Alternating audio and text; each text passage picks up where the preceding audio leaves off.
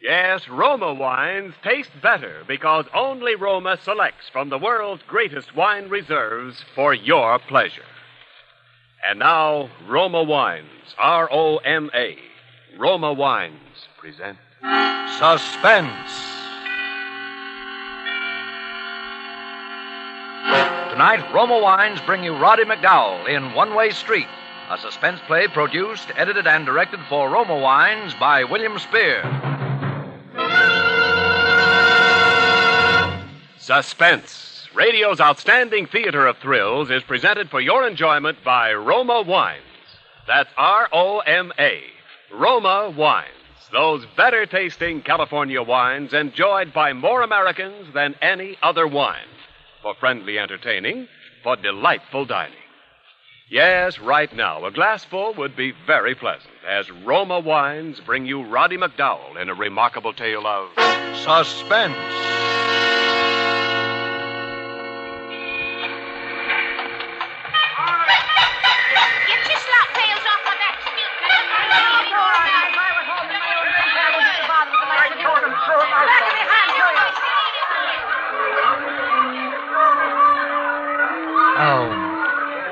Back home again. Back home on the street. Courtney Lane is what the sign on the lamppost says, but it's just the street to those that knows it hereabouts, and few that doesn't, what with the name it's got. As dirty, rotten, rum a spot as you'll find in the whole of London. Oh, gee, Georgie Williams, back home again, are you? High time, isn't it? Quite a proper man you've grown to be, too. We've missed you, Georgie. More than I can say for you. Ah, you're fresh. The street. The only home I've had since my mum and dad was taken. The Blitz. That's how they got it. And now I came to live with my Uncle Bert, if you can call that living. Where I've been the last 6 months is due to him. Dartmoor Pen. One of his little schemes that he talked me into, saying how safe it was. And it was for Uncle Bert, but not for me. Because Uncle Bert is a crook and a liar. He'd steal the pennies off a dead man's eyes. Only he'd never get caught. They could prove it on the dead one sooner than they could on Uncle Bert. Come on, move along there. Hey, you there, just a minute. You're George Williams, ain't you? That's right, copper. What of it? Oh, nothing at all, me lad. Just mind you don't cut any fancy capers now that you're back. I can take care of myself, I can. Ah, and if you can't, there are those that can, you know. Don't forget that. That's what it's like, being from the street. You're marked with it. If you're kin to Uncle Bert, it goes for double. But there's no place to go. So, I'm going home. Georgie Lane. Hello, Uncle Bert. Georgie, you're a sight for sore eyes. Come on in, come in. Welcome home. I'm coming in. But there's no need to carry on so about it. Carry on about it? Why, you're the prodigal son, you are, Georgie, my lad. It's the fatted calf for you. Come off it, Uncle Bert. You don't want me back. If there was any other place in the whole of England for me to hang my hat, I wouldn't be back. Oh, my boy, now that hurts, that does. To think you'd say that to me, what raised you from a young lad? Yeah, and got me a 6-month stretch at hard labour to top it off. Downright ungrateful I am, eh, Uncle Bert? Georgie, how was I to know you'd go ahead and do something I only spoke about in jest? Yes, but if I'd come home with the swag, you'd have had your share quick enough, and no jest about that. Well, I'm sorry for what happened, Georgie. You never know what I've been through, blaming myself for it so well. But bygones is bygones. But come on into the black pot, and I've got a bit of a surprise for you. Hello, George. Mrs. Pendry. Oh, you see, Bertie does remember me. Isn't that nice? Right, I couldn't very well help it, seeing all the errands I used to run to you from the shop in High Street. Hardly expected to see you down in these parts, though. Well, you see, I don't have the shop anymore. Oh, sold it, eh? Yes, and... Oh, Bert, you tell him. Tell me what? That's the surprise I was telling you about, Georgie lad. Mrs. Pendry and I got hitched last week. We're married. So you see, George, you'll have to call me Aunt Edna now. Married? First swept me off my feet, he did. You married him? And why not? Oh, George. I know it seems a bit queer to someone your age, two people as old as we are. But we were both lonely. Since my husband died, I've had no And one. she needs someone to take care of her. Can't get a back match now, you know. My old heart. You remember, don't you, George? And so she let me take over the job and made me the happiest man in the world to boot. You do understand, don't you, George? Well, I expect you'll be moving out of this rat hole, then. Both of you'll go and live in your house, I expect, eh, Mrs. Pendry? It's Mrs. Williams now, lad. Aunt Edna. Aunt Edna, then. Well, you see, I don't have my house anymore, George. There's a gabby lot around here. And, well, we didn't want to give them any chance to say I'd married Aunt Edna for her money. So I sold my house, too. But I don't care where I live, so long as I'm with Bert. And you're just as welcome here as ever. Even more. You have your room upstairs you always used to have and all. Oh. Hey, hold on. What's up? Where is it? Where's what? You know what. The picture. The picture of my mother that was over the mantelpiece. Oh, Bert, I asked you to leave it where it was. There's a new mistress in the house now, lad. Never mind about that. Where's the picture? Hand it over. Well, mind how you... Hand it over, I said. And it's no good raising a row because I can't hand it over. What have you done with it? You had no right to put your filthy hands on it. You must know I burned it. Burnt it? The only thing I had in the world to remind me of her. Why, you rotten old... Keep away from me now. Don't you raise your hand to me. Oh, you crazy young fool. Now, see what you've done. Why, what's up with her? Shut up, you blithering idiot. Here, give me a hand. Get her to her room. No, I don't need you both, but if George wouldn't mind getting me a bit of my medicine. There's a blue bottle in the kitchen cupboard. A teaspoon and half a glass of water. Go on, don't stand there. All right. Keep your hair on. Now, come along, my dear. Thank you, Bert. Now, come on. On the bed with you now. There you are. Here's the medicine. Here, give it to you. Here, drink this now, pet. Oh, thank you, Bert. Feeling better now? I'll be all right after a bit. I'll just lie here and rest for a while, if you don't mind. Right, you are. We'll be just outside here if you want anything. Come on, Georgie. I'm sorry to be such a bother. And thank you, George. Nothing to thank me for. It's that bad heart of hers. Has me fair worried to death. I dare say. What's the game, Uncle Bert? Game? What game? You know what.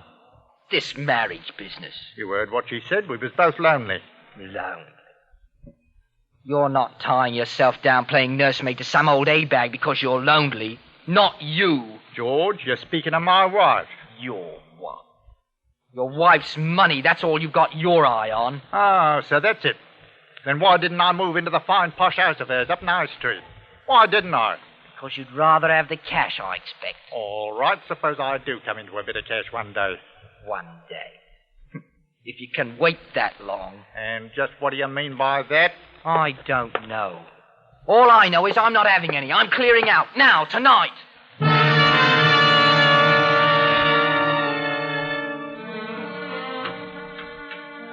But I didn't go. Oh, I don't know why. That night when it was late enough so I reckoned they'd be asleep, I made straight for the kitchen. I was near dead from hunger, I was. I started rummaging through the cupboard. And then I saw it. Right next to a bottle of medicine. A little box it was. Marked with a skull and crossbones. Poison. Rat poison.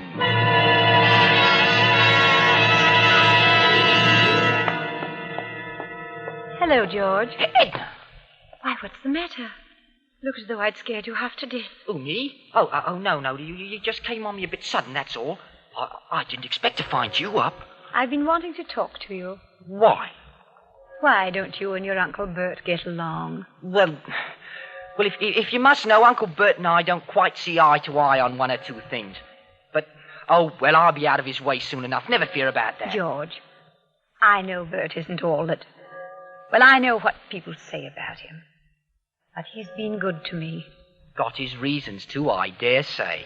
He's a sharp one, he is. He's been good to me, and perhaps if he'd had a chance, if he hadn't been in the street, he'd have been a good man all his life. The street. That's what we all put our troubles onto here. The street. I know it's hard, George. But if maybe you could get yourself a bit of education. Oh, why, of course. All I have to do is trot along up to Oxford with the rest of the millionaire's sons. Oh, no, I didn't mean that. Just learn a trade for a starter. And for the money? Well, I've got a bit of money. Oh, no, I don't need any help. Yours or anybody else's. Why, the last 6 months I've had about all the reforming I can stand. Oh, it's not that, George. You're like a nephew to me now. You'd better stick to reforming Uncle Bert.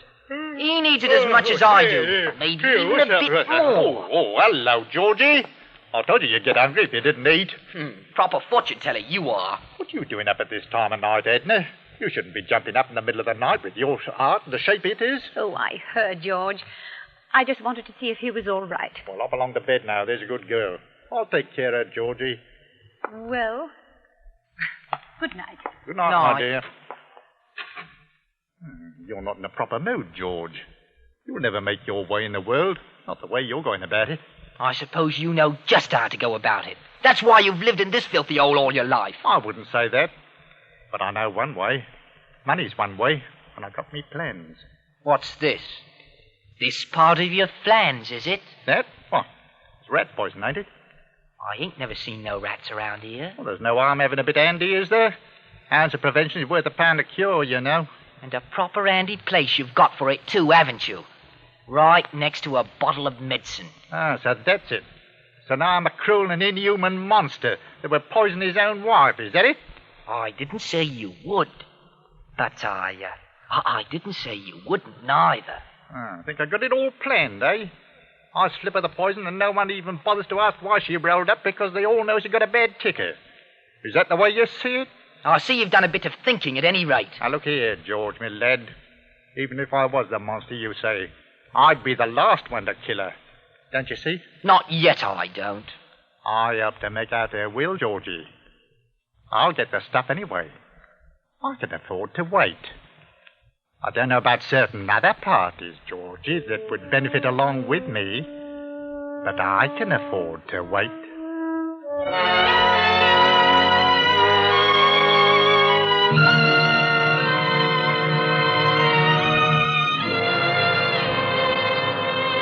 For Suspense, Roma Wines are bringing you Roddy McDowell in One Way Street. Roma Wines' presentation tonight in radio's outstanding theater of thrills, Suspense.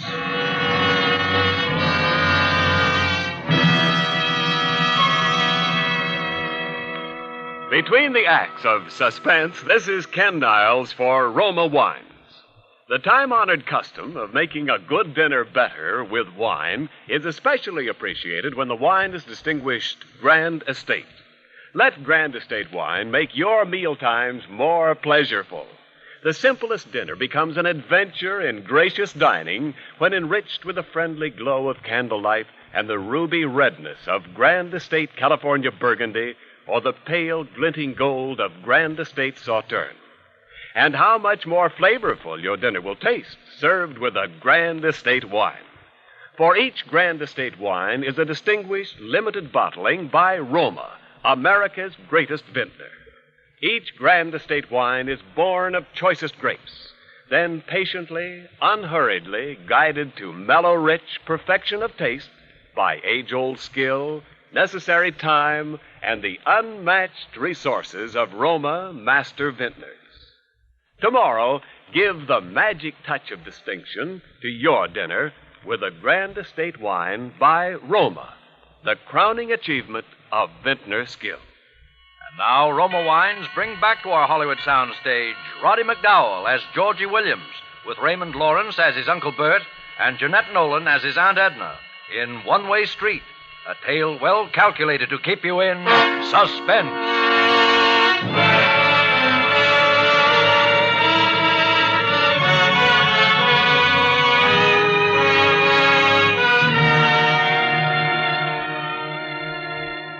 I should have known it then.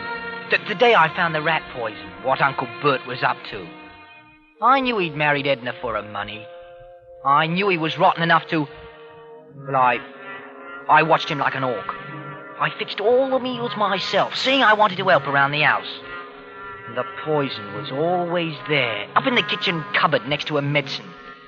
with the skull and crossbones on it, and the seal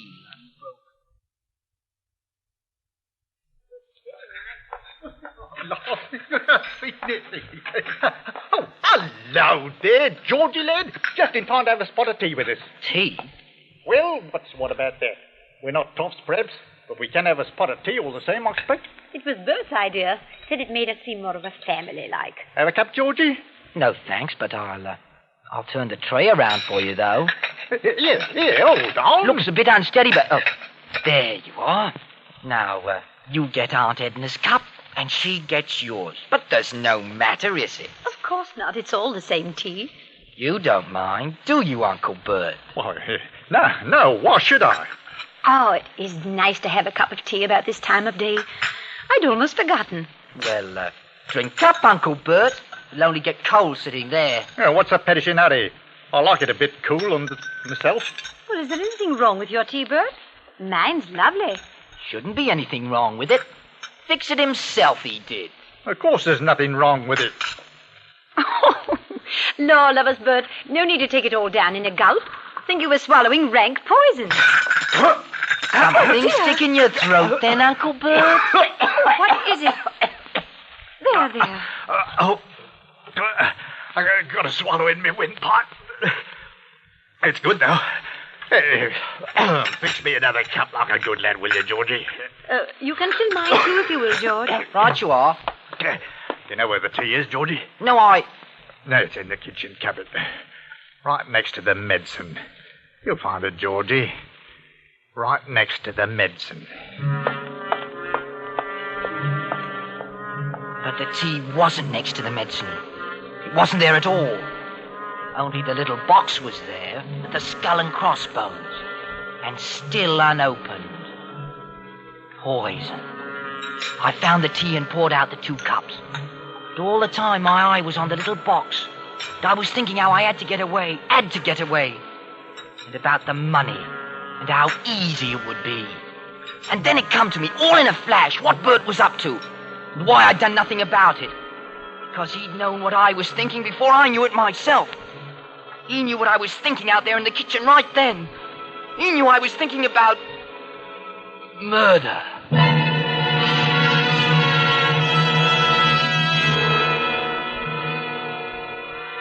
That night I hid the box. Didn't chuck it out, mind you, only hid it. In a place not too hard to find. Next morning it was back in the cupboard, right next to the medicine. Poison. No mistake about it now. Another of Uncle Bert's nice, safe little schemes. Safe for him. He'd all become right out in so many words with it. Nothing to arrange but the terms. I knew he'd get to that, too, once he was sure of me. All he had to do was wait, was what he thought. Wait for me to kill her.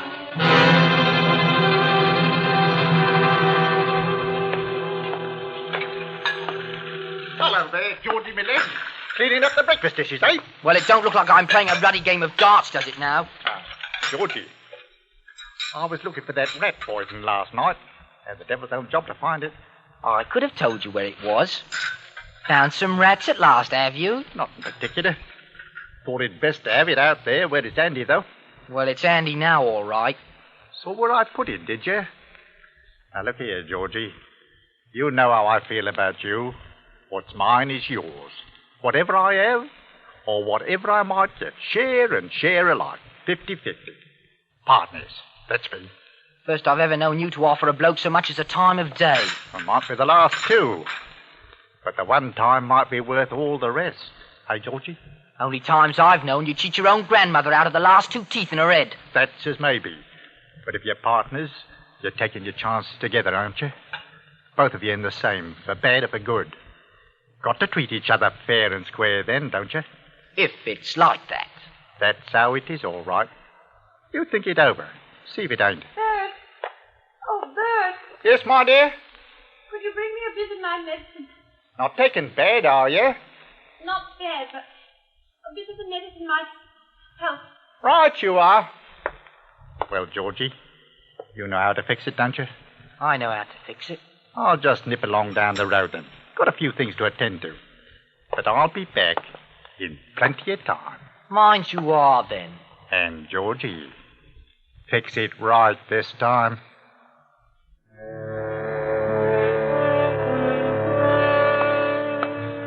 I got the medicine and mixed it up as usual. But I scarcely knew what I was doing. Because all the time I was thinking about the street, about my shirt that was always frayed and dirty, about my baggy second-hand suit, and how, well, what did she matter to me anyhow? She was a sure thing to roll up in a year or two anyway, what with that ticker of hers. And if she did now, I was free. Free. Next thing I knew, I'd opened the box and dumped enough of the stuff into her glass to kill a cart horse. Then I was carrying it into her, walking like in a dream, and wondering where my voice was coming from. It sounded so strange and far away. Just set it down on the table, will you, George? Righto. Right you are, Aunt Edna. I hate to be such a trouble to you, George. You've been awfully good about the house here and all. Oh, it's no trouble. All the same. I know it isn't easy. Oh, I don't mind. Always used to help my mum about the house. You loved your mother a lot, didn't you, George? Yes, I did. I wish you'd do what I know she'd want you to do, if she was alive. What's that? Get away. Get away from the street. I know she's praying for that, wherever she is. The street does things to people, George.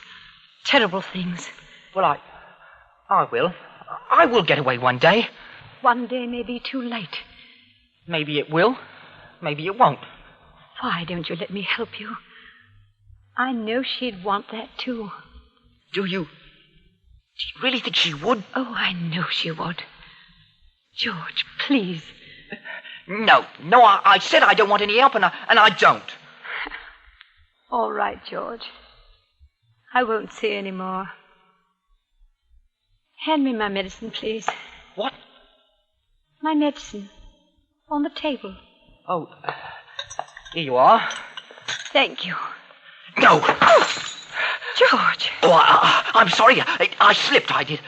Did you? Yes, I thought you struck the glass out of my hand. No, I didn't. Anyway, it's no matter. I'll get you some more. George. Aunt Edna, you've got to get away from here. Get away? Yes, now, today, before it's too late. Perhaps it is too late. No, it isn't. Not for you. I can't get out of it. I never will, but you can. You've got money. You've got to go. Are you sure that's best? Oh, I know it is. For everyone. For you, I mean. For your health. That's it. That's what I mean. I was thinking about your health. Oh, you'll never get well here. You'll die here. I've been prepared for that. For quite a while. Oh, Aunt Edna, not here. You've got to go. Promise me you'll go. Yes. Perhaps that is best. All right, George. I'll go.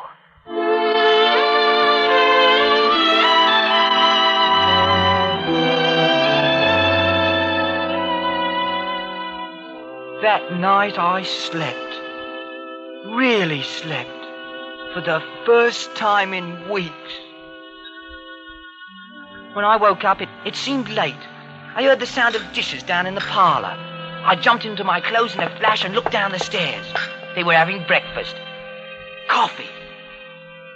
I seemed to turn all sick inside.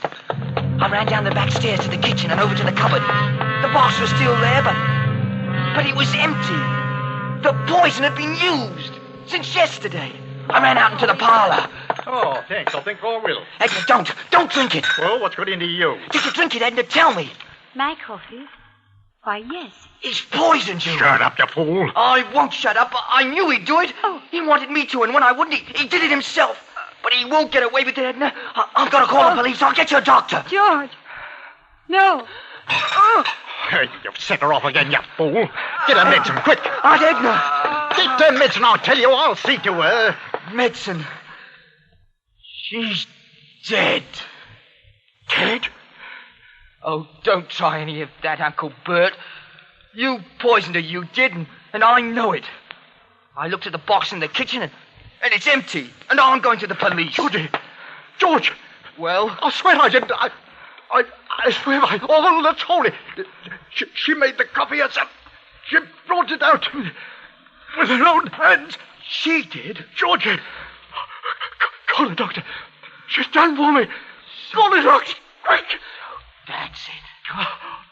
You've been the ruddy mastermind so far. You get your own doctor. George. So long, Uncle Bert. Happy landings.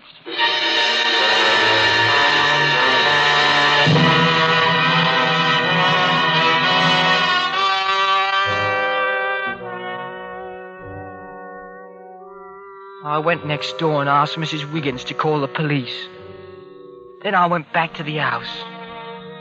I picked up Edna in my arms and carried her to her room and laid her on a bed. I smoothed out a pillow for her head as though she was still alive. Then I saw it. The picture of my mother and the note. Dear George, don't be sorry for me and don't think badly of me. I was wrong to close my eyes to things just because I didn't want to see them. But after yesterday, I knew you were right, and it was best for me to go away. Give this note to the police so that they will know it was me and not you that poisoned him. I found a picture of your mother in the attic. She was so beautiful that I could see why even Bert couldn't really burn it, like he said. Take the money that I've left and leave the street. But carry her picture with you wherever you go. For I know she will always be watching over you, as she was yesterday, to keep you from harm. And so shall I. Your friend, Edna.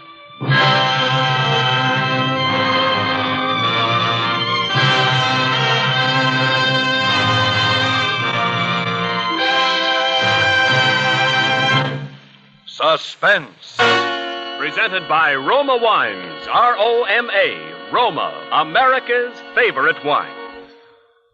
Whether you're dining alone with your family or having guests for dinner, here's a smart, simple way to enrich your mealtime pleasure. To lend charming distinction to your table and enhance the hidden flavors of your favorite foods. Serve delightful Grand Estate California Burgundy. The ideal flavor mate for hearty foods, red, robust Grand Estate Burgundy brings out all the taste goodness of juicy roast beef. Temptingly enriches the flavor of steaks, sizzling chops, or even plain hamburger. No wonder to discriminating wine users, Grand Estate wines are the crowning achievement of vintner skill. And all Grand Estate wines are distinguished limited bottlings by Roma, America's greatest vintner. Each is born of choicest grapes, then unhurriedly guided to rich taste perfection by ancient Roma skill, the magic of necessary time, and America's finest winemaking resources. With tomorrow's dinner, enjoy the rare taste luxury, the gracious pleasure of Grand Estate wines, presented by Roma, the greatest name in wine. This is Roddy McDowell. I just wanted to say a few words in my own voice. It's been a very great pleasure for me to be able to appear on Suspense. Thank you, and good night. Roddy McDowell is currently appearing in the Metro-Goldwyn-Mayer Technicolor production, Holiday in Mexico. Tonight's Suspense play was written by Sanford Schlesinger and Robert Richards.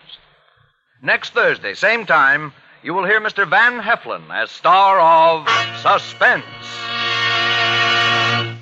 Produced and directed by William Spear for the Roma Wine Company of Fresno, California.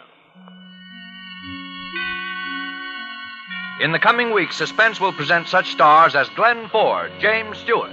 Make it a point to listen each Thursday to Suspense, radio's outstanding theater of thrills.